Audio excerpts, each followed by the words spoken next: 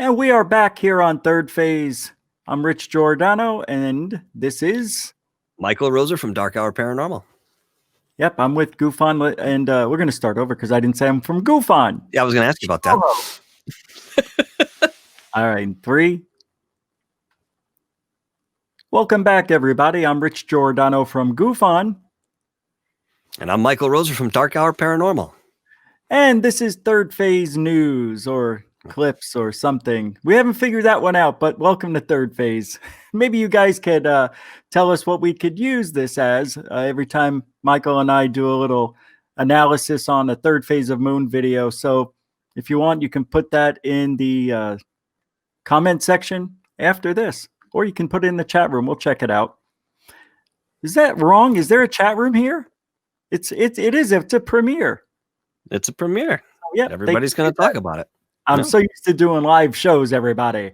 So tonight is going to be fantastic. This is a story that you're going to have to believe that abductions happen. You have to for this story. You can't say I don't believe in abduction stories and say this is happening. It's that incredible. Wouldn't you agree this is one of the most unbelievable stories you've ever heard? This is absolutely one of the most unbelievable stories I've ever heard. The detail that this gentleman goes into in his recollection of what happened is it's fascinating. It's absolutely fascinating. His name is Kenneth Pass, and he and 7 hikers, I think they were students, and they were backpacking across, oh geez, I'm going to get in trouble for not remembering, but it's in the video. So that's what we'll do. We're going to play some clips here, and we'll talk about what we think needs to be talked about. Michael, you want to add anything before I start this? I think you covered most of it. Having an understanding that abductions do happen will really help you to sort of digest what he's about to tell you, because it is very left field, and there takes a little bit of suspension in terms of your own belief somehow to maybe take in everything that he's saying. But that being said, it's a very good story, and I can't wait to get on it with you, Rich. This story, it may be very far left, but at the end, everything's going to be all right. So here we go with the clip from Kenneth Pass's abduction experience. Here's Third Phase of Moon. Kenneth Pass, a self-proclaimed alien abductee, comes forward to Third Phase of Moon to share his extraordinary story. While Kenneth Pass was on a camping trip, him among 7 others were abducted by aliens and taken back in time. If the implications of this story is true, it's groundbreaking. We asked Kenneth Pass to film himself in regards to his story and send it to us, and we came up with this edit. Please enjoy this full-length documentary on Kenneth Pass. My name is Kenneth Pass. I went to a camp in Mendocino County, California back in the early 80s. I was just a kid. Well, they had activities at this camp for boys and girls, and I went on to one of these activities called a 50-mile hike. And, well, we were given the big, heavy backpacks, to wear, the 80s style backpacks, to put all your clothes in and your sleeping bag and whatever they're going to load up with. We got set out to go on this hike, the 7 of us. We were 3 boys. Oh, I guess he was just about to say it. I was going to say there's no supervision. I guess these guys just got up and went. This was the 80s. It really was. Good point. Let's continue. Is one little blonde-haired girl, 2 men staff members, and a female staff member. Oh, well, okay. So there are staff members. The 7 of us went on this 50-mile hike together. Wait a second. 50 miles? 50. I thought he said 15. I was thinking 15. That's what I thought he said at first too. Is it 15 or 50? Because if it's 50, that's a heck of a long hike for some kids. Mod on. Here we go. And the 7 of us went on this 50-mile hike together. Our first night Maybe out, it's round trip. We came across a dead deer laying in the middle of the little path we were on in Mendocino County, California. The dead deer had its eyes removed. Its half of its face was removed to the skeleton. Okay. It sounds like they walked upon a cattle mutilation, sort of, Mhm. right? It does. So there's signs already. We have to make note of this stuff because that the story is just so unbelievable that Mhm. this stuff may bring some credibility to it later on, like I don't remember. So that's why we like doing these analyses after the fact, because there's always stuff we can't remember everything. Absolutely. And when taking in consideration a story like this, you want to look at all different angles and, put them all into the same pot so you can look at them all together instead of just singling one aspect out. Perfect. Absolutely. Here we go. And it was clean, no blood on the face or anything. And little kids were gonna be like, "Ooh, look, it's a dead deer." And the lady's staff member said, "Back away from that deer, leave alone, it's dead." And me, being a kid, I never seen a deer before, let alone a dead one. The staff member, said, "Well, come on, let's go." About 30 minutes walking down the path that we were on, we came across a man's wallet. It was an orange wallet, a Velcro kind, the early 80s Velcro wallets. And the man looked Mexican. It was his driver's license in there and a credit card, but no money. And we all passed it around to look at it. And I was the last one to look at this wallet.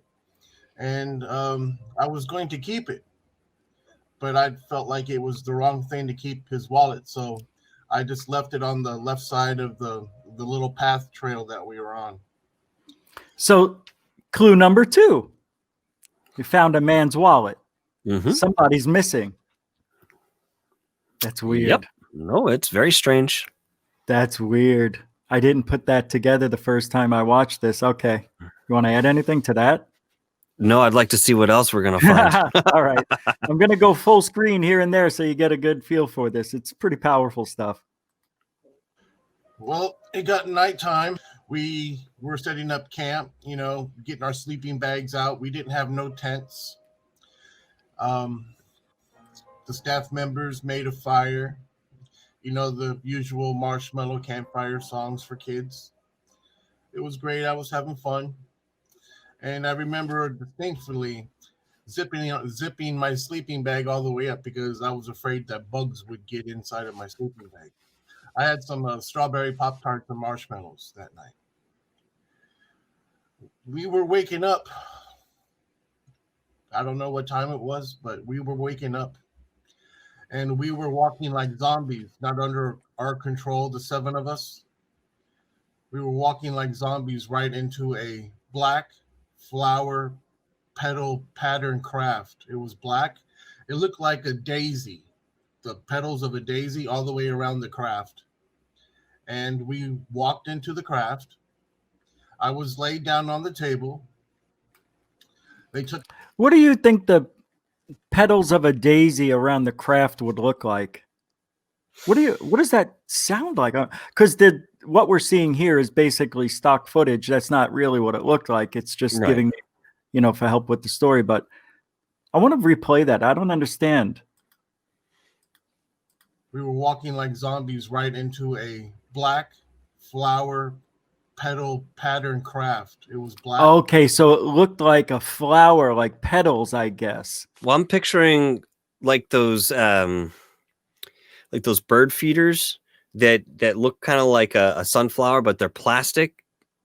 Is that what he said? Patterned though. So Right. is that patterned on the ship or? I'm thinking the craft looked like the pattern. Okay. I'll play it one more time because Yeah. I don't know if it means anything just yet, but let's take a listen. It was black. It looked like a daisy, the petals of a daisy all the way around the craft. And we walked into the craft. He doesn't say. I was laying down on the table. Naked. They took out my right eye. Well, he was, They right? put something up in my nose and I heard a crunch.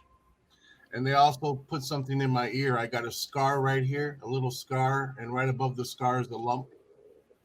The little girl hiker, she was laid down on the table the same time I was because there was only 2 tables. I was laying on my left side, and they took out my right eye, and I can see my right eye hanging in front of my left eye. And They took his eye out and basically were holding it in front of him. To me, that sounds like, look what we found. Kind of that's brutal.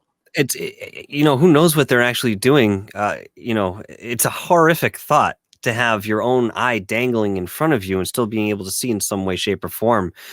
But listen to the trauma that's in his voice. So, if nothing else, there's something behind his voice that indicates he went through something very horrific. If it's what he's telling us, that's fine. If it's something else, it's still there. What do you think, Rich? I think I need to listen a little more because I don't know. I don't know yet. Let me get back to that. Sure. I just think it's brutal to pull somebody's eye out and show them, look what we have here. It's not, maybe they were examining it in front of him and not caring about what he thought, because we're basically creatures. Like you would take a dog to a vet, they don't know what's going on. It's maybe that's why they feel like they could do that and not worry about what emotional effect it'll have on us down the road. Well, he also doesn't mention anything about pain. Right. Yeah. If your eyeball's out, something's wrong. Yeah. You would feel it normally. All right. Well, let's continue. That was good. Here we go. Front of my left eye. It's amazing. And I was scared, but they told me don't be scared. And the funny thing that they told me before they started doing this to me was this one was touched, saying this to me when they were all over me while I was laying on the table, and they themselves, they touched me too. So they can look into you, they can see everything about you. You can't lie to them about anything, so there's no point in lying. That's a little bit of telepathy going on. I'm just throwing that out there. I don't know why I stopped it. I guess I could have kept it going. After I was done, off the table, I sat at a little console, and there was a whole bunch of buttons inside the craft. The craft was spick and span spotless, clean. It was so very clean. They are very clean. The extraterrestrials, they are very, very clean. I think that's one of the reasons why they're naked, is because they're so clean. The other staff members were inside of a holding cell cubicle, like a clear plexiglass. And the staff members were screaming and yelling and banging on the clear plexiglass holding cell. They were saying very loud, screaming at the extraterrestrials, "Don't hurt the children or else we're going to kill you." And the lady staff member was screaming, and the other boys were hiding behind the staff members in the cubicle. And that was inside the craft. And then they got the lady staff member, and they took all her clothes off. So they all see each other, I'm assuming, right? They're all inside the craft together. That's, what that means, that if any of those other witnesses are still around, they could corroborate this. And that's what he's doing. He's putting it all on the line, knowing that other people could be found and they could remember the same exact thing, maybe not have any memory at all. Would you tell this story, I guess, at 30 years later, 40 years, almost 30? I would have to if it was inside me. I don't know if the other staff members are still around or if they're accessible, but just as you said, if he's putting this out there, there's a good chance that somebody who was with him could come back and say, "Nah, it didn't happen," or at least he's taking that chance. Or they're going to come back and say that what he just said is exactly what I experienced too, and I saw him on the other side of the craft. So it could go either way. That's why Third Phase of Moon makes these, because they want people who have similar experiences, or if they can't find those other people, maybe they'll run across this because they've been abducted and they have this, I don't know, burning desire to look at UFOs online or something. Maybe they'll run across this someday. So it's interesting. Yep. We'll find out soon enough. I know it. Here we go. and I was made to turn around and watch the console with a whole bunch of buttons. Later on, we were taken to an underground city where I was made to get some kind of a box cube. Some kind of a box cube. It looked like What's a box cube? I was wondering the same thing. Isn't that a box? Yeah. Okay. a wood metal, sort of like. It was moving like mercury. Oh, okay. You know, if you look at it, it would move mercury in your hand. And I told them no, I didn't want to do this. They told me go ahead and jump across and get the box cube that's in the back of this underground cave. So I had to look where I was going to jump across, and I had to jump on bigger box cubes. Oh my God, that's the 80s game Cubert. Do you remember Cubert? I do remember Cubert. You had to go on boxes, and it had the big nose. Yes, yeah. And if you jumped, it fell all the way off. I do remember that. Yeah, Cubert. That's what I'm Cubert's a thinking in classic. my mind. That he had to hop on these boxes like that. Yeah, food for thought. Yeah, sure. No, it's. Were you gonna say I'm you having wanna add- trouble. I'm just having trouble visualizing, what he's talking about at this very moment with the cube box. I mean, I can see, that he's walking on some sort of structures, if he's walking on boxes, but I'm having trouble visualizing at this like moment. a video game. It's like he has to go through all these obstacles to get to the back of goal. the cave. Yeah. Yeah. And he'll find the magic star that will make him 2 sizes bigger. That was a good impression. It's my first time. To get to the back of this underground cave to get the small one. Up on the side of the underground cave was a spot cut out, and there were two talls. And I looked at him, and then I turned to look back up at the two that were up in the side of the cutout part of the underground cave city place, and they were leaving. And the smaller one, because my back was turned towards him, he put his hand on my right shoulder, and I shrugged it off. And then I ran around the passageway back into the craft, and I put my head down at the console like you do at a desk, and I waited there, and I felt everybody coming on to the craft. I felt the craft kind of like jiggle a little bit. When everybody came on, I can feel the craft moving up and down. And then like on a DVD player, speed 10 straight up out of this underground place. And it was daytime. And when we were initially taken, it was nighttime. So we were there for many hours, and the many hours that the things have happened to us. I started pushing the buttons because I was sitting at the console. Now, when I started pushing the buttons, I understood everything. I understood everything about the craft because I was a part of the collective, part of the crew, through telepathy from the other extraterrestrials that were also driving the craft. Wait, I got to stop it. Excuse me. So they allowed him to take control of the ship through telepathy as if they were there in his mind, telling him how to fly it, right?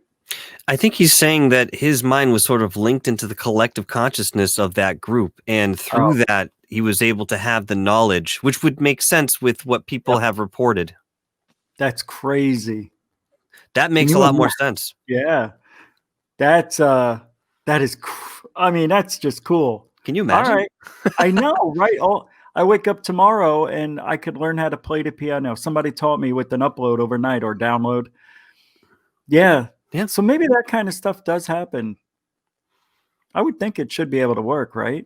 Oh, I think that it definitely happens, and it definitely works. I actually think this is where we're probably going as our own species eventually. Maybe not in your and I lifetime, but I think that's the natural evolution of consciousness. That's just my 2 cents on that. But you're not. I don't think that's 100 years down the road or 200. I think it's probably 1,000 years into the future. Yes. you're into that side of it more than I'm new to that type of thought process. So you say that this is a possibility maybe in 1,000 years. Mhm. Maybe I'm wrong about what you know. I don't know what you know, all of it, but it seems like the consciousness is something you focused on more than me, is what I'm trying to say. Mhm. How would that happen? How do we evolve into that? Is that through alien assistance?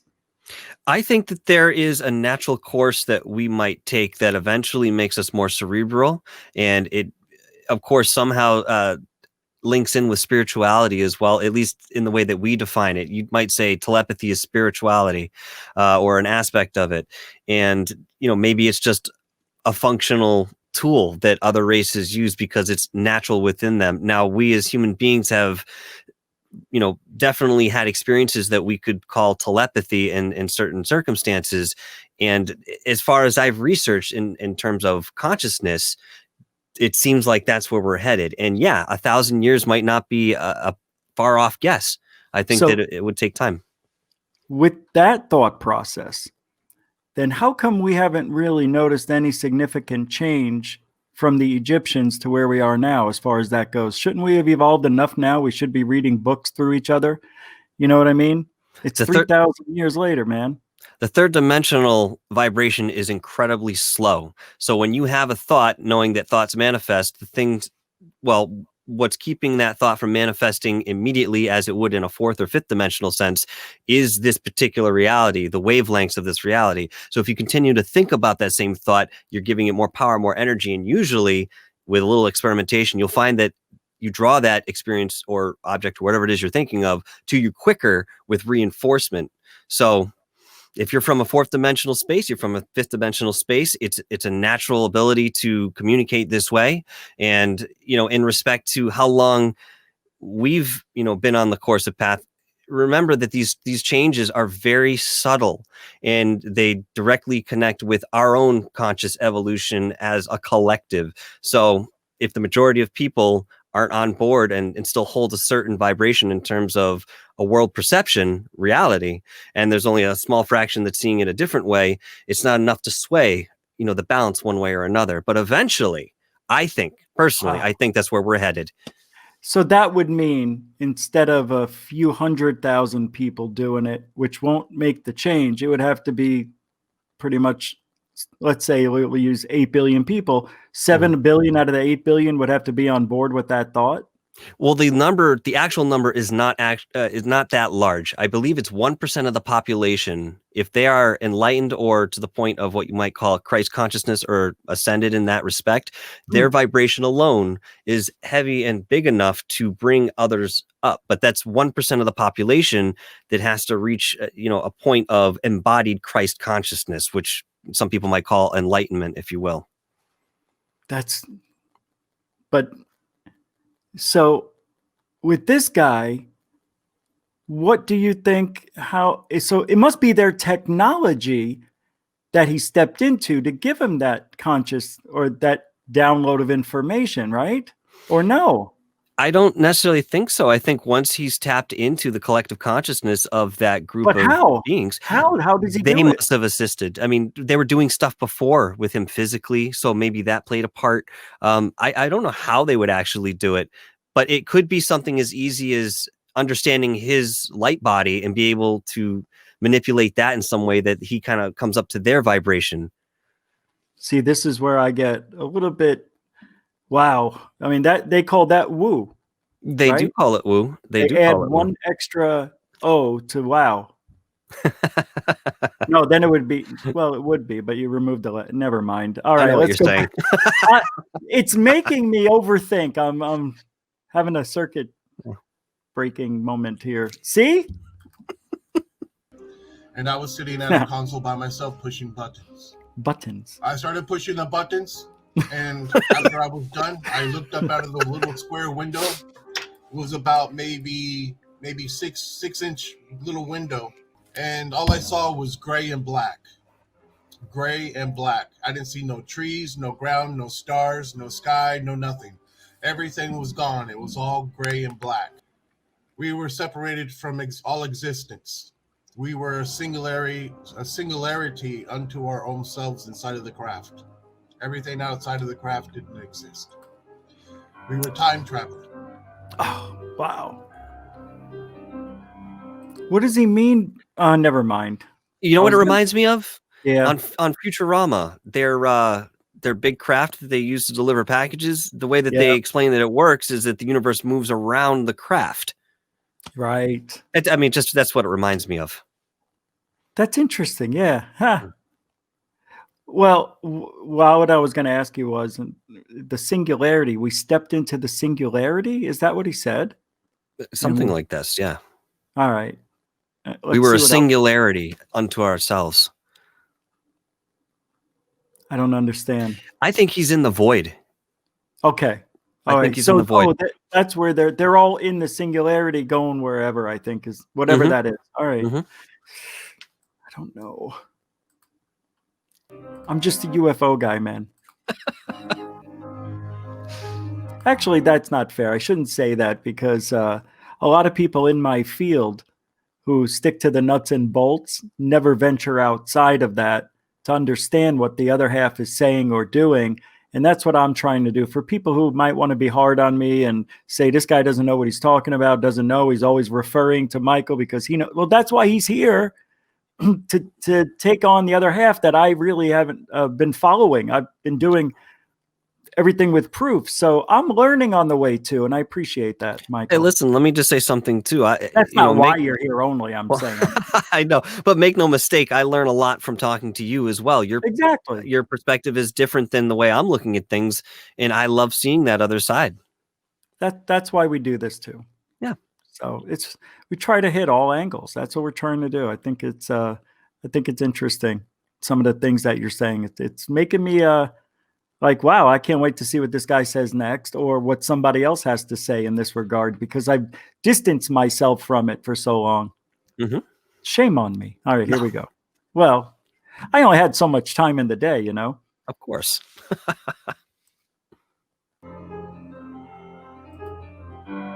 That's a cool effect. I love it. We were recorded in ancient Romania.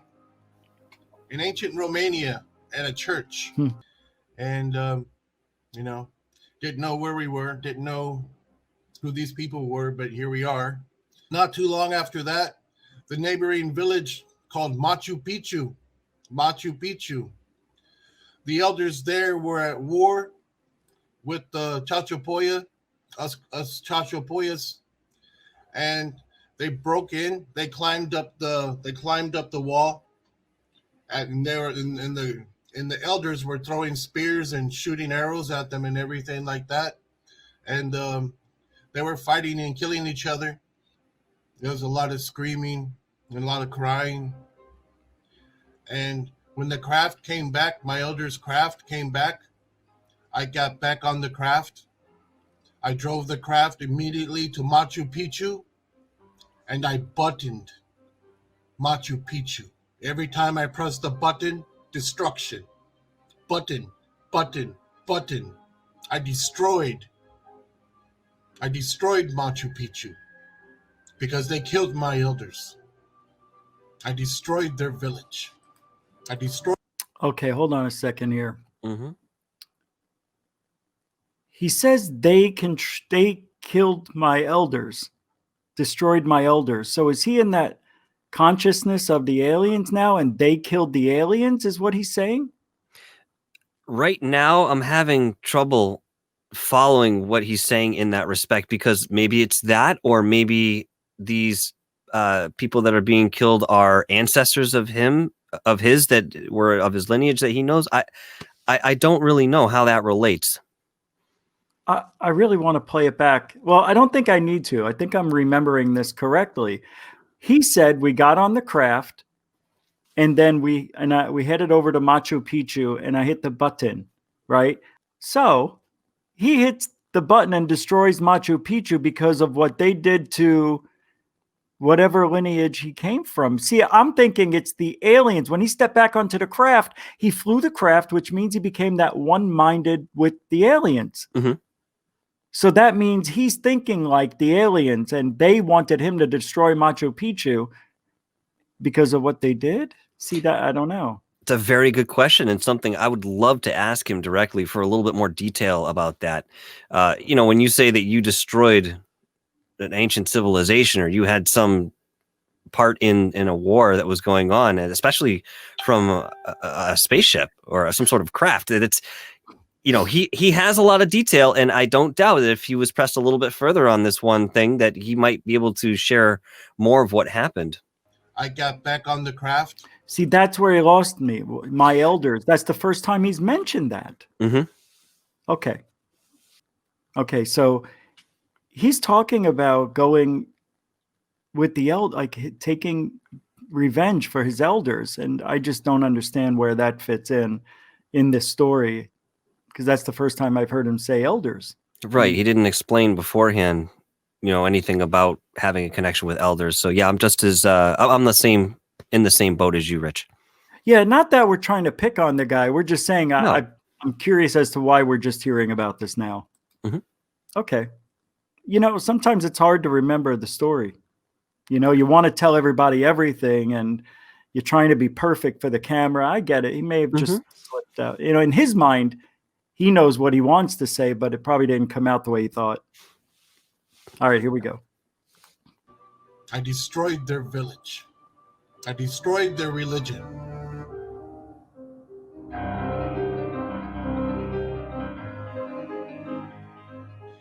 The next thing you know, I'm running outside again, and I see a fire, and I'm running to the fire. It's late at night, and I see people at the fire, and I see that they're wearing the animal skins, and there was cooking a coyote dog.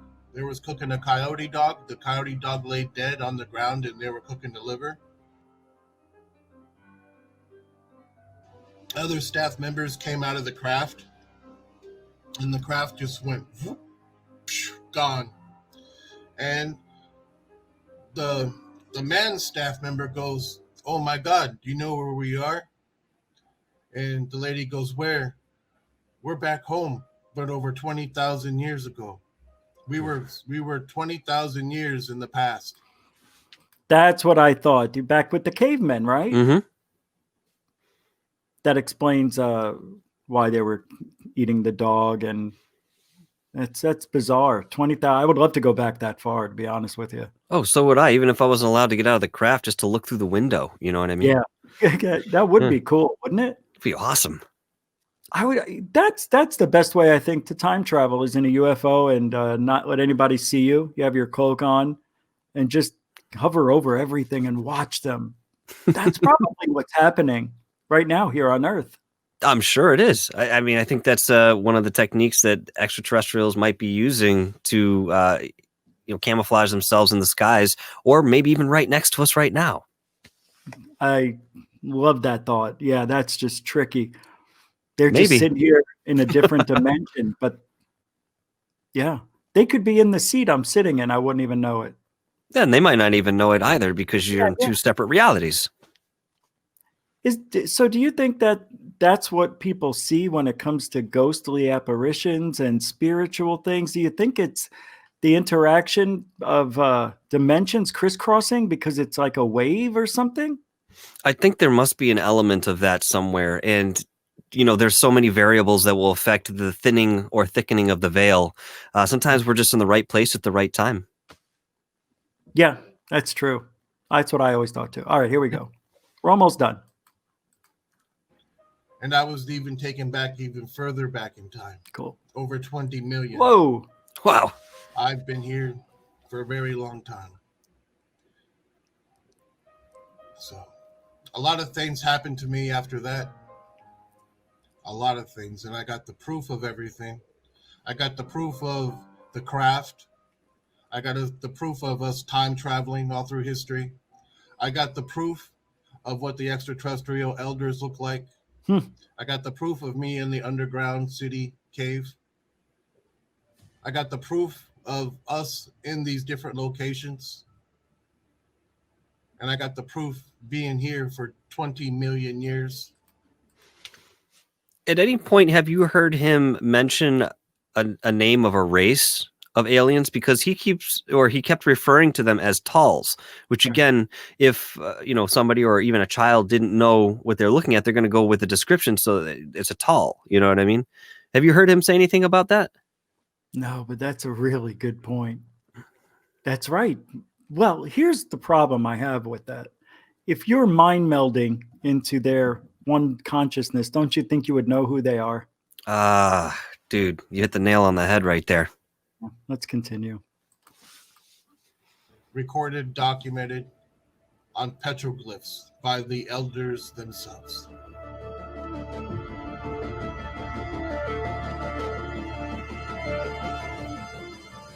I've been through so much in my life.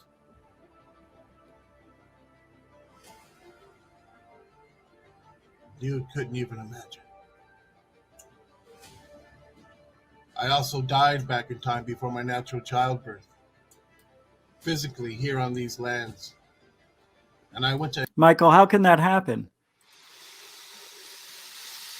Well, a couple of things could be occurring. When we talk about time travel, at least in this respect, we just assume that there's some sort of linearity about it. I find that most times there's not. You could actually be jumping onto different timelines where, certain things have happened, or you're another person. What's to say that a past life isn't just another timeline that you could very easily visit or revisit, I should say. All things are possible when you're dealing with non-linearity. That's really what I'd say about that. But he's tapped into that. Mm-hmm. And that is why? How? Because of the alien technology or the... I don't know how he would get that. I think what he's talking about, it's the alien. Him by him melding with them. Is that what happens? Is he's gotten all this information? He said he died. Yeah, absolutely. He was born. Sure. Yeah, I'm sure he was in a different incarnation at that time. Maybe as he remembers it now, he has a bit of familiarity, which he can identify in the respective ego or something like that. That's possible. Some people do that when they think about past lives and so forth. But this is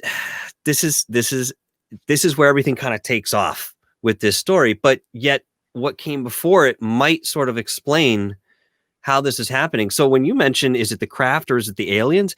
I can't see a difference between the two because people say that a lot of these crafts are organic and they have their own connection in terms of telepathy or so what have you with the extraterrestrials.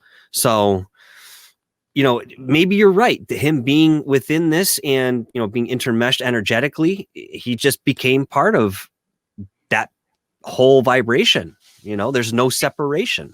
He just got the knowledge of all past lives, man.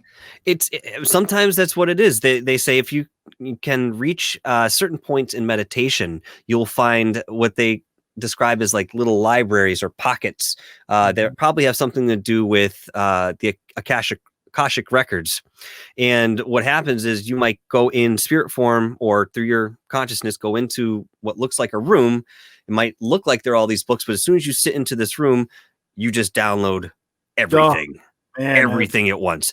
And because you're not limited by your physical mind, so to speak, or the brain in a respect here, when you're in these states, you can literally see from all sides the same way a spirit that's disembodied sees everything 360 up, down at once, but still interprets it as such.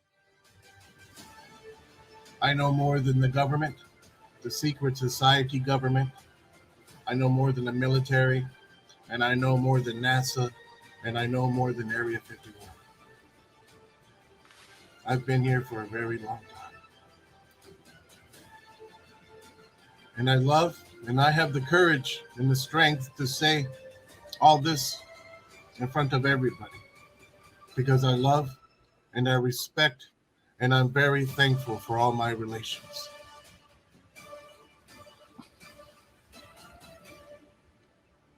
The 50-mile hike, the greatest hike in all history.